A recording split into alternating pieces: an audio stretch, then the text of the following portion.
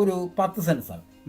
അപ്പോൾ ഞാൻ ഈ കൃഷി ചെയ്യാൻ വേണ്ടി ഫെൻസ് ചെയ്തപ്പോൾ ഇത് എൻ്റെ ബന്ധുവിൻ്റെ തന്നെ അതിനോട് ചേർന്നില്ല. പക്ഷെ അതുകൂടെ ചെയ്താൽ നേരെ ഫെൻസ് ചെയ്യും. അപ്പോൾ എനിക്ക് വേണ്ടിയിട്ടല്ല. അപ്പോൾ ഞാൻ പുള്ളി ചുമ്മാ കിടക്കുക പോച്ച. അപ്പം ഞാൻ പറഞ്ഞ കൂടെ അയ്യോ ചെയ്തുകൊണ്ടാട്ടെന്ന് പോകും. അപ്പോൾ ഇത് തറയെടുക്കാൻ 15,000 രൂപയായി. 10 സെൻറ്റ്.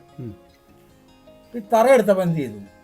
അന്നേരം VFPC കുറേ വെണ്ടയുടെ അരി തന്നു. ഞാൻ കോർത്ത് വെണ്ടയ്ക്ക പറിച്ചിട്ട് 15,000 രൂപ കിട്ടത്തില്ല. അപ്പോൾ ആലോചിച്ചു ഇതിനെന്താ ഒരു മാർഗം. അപ്പം കർക്കിടക മാസത്തിൽ ചേനയ്ക്കും കാച്ചിലിനൊക്കെ നല്ല വില കിട്ടും. വെണ്ടയ്ക്ക് എന്തായാലും വെള്ളം ഒഴിച്ചു. അപ്പോൾ ഈ ചേനയ്ക്കും കാച്ചിലിനും കൂടെ പ്രത്യേകം ഒഴിക്കണ്ട, ചേനയും കാച്ചിലും. അപ്പോൾ ചേനയും കാച്ചിലും കിളിച്ച് വരാൻ 30 ദിവസം കൊടുക്കും. 30 ദിവസം കൊണ്ട് ഉണ്ടാവുന്ന കൃഷി ഏതാ? ചീരയാണ്. കുറെ ചീരയുടെ അരി വരച്ചത് ഞാൻ പറഞ്ഞു. 20,000 രൂപയുടെ വെണ്ടയ്ക്ക. എല്ലാം അങ്ങനെ കിട്ടണമെന്നല്ല ഞാൻ പറഞ്ഞു. എല്ലാ കാലാവസ്ഥയും 3,000 രൂപയുടെ ചീര വിറ്റു. ഒരു 3,000 രൂപയുടെ ചീര നമ്മൾ അയൽവക്കത്തും വീട്ടിലും എല്ലാം ആയിട്ട് നമ്മൾ എടുത്തു.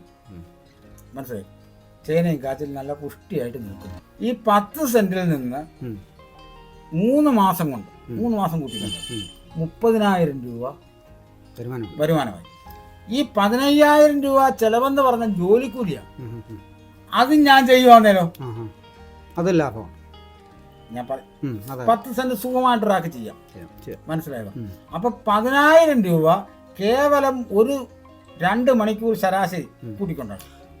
2 മണിക്കൂർ നേരത്തെ ജോലിക്ക് 10,000 രൂപ കൃഷിയിൽ നിന്ന് കിട്ടും.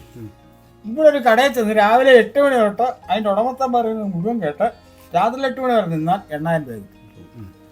ഞാൻ പറഞ്ഞ മനസ്സിലായി. അപ്പൊ കൃഷി വരുമാനമില്ലേ?